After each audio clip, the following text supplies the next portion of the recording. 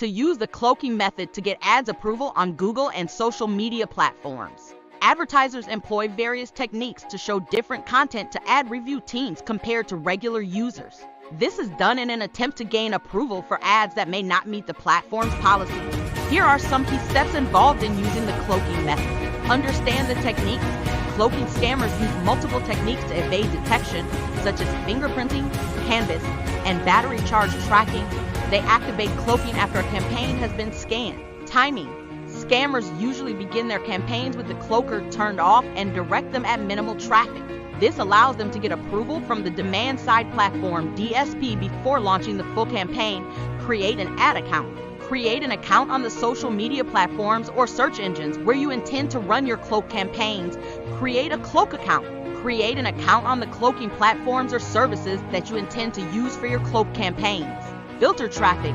Use the cloaking system to filter traffic and direct approved users to the offer page while sending the rest to a safe page.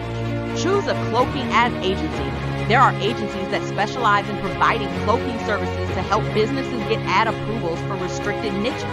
These agencies use advanced cloaking systems and databases that are regularly updated to filter traffic based on factors like IP, geolocation, and browsing behavior.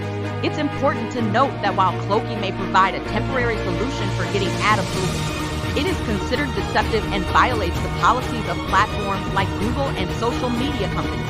These platforms have taken legal action against companies involved in ad cloaking. It's always recommended to adhere to the platform's policies and guidelines to ensure long-term success in advertising. Please note that the use of cloaking methods is not endorsed or encouraged, as it goes against the policies of major advertising platforms. It's important to follow ethical and legitimate practices when running ads.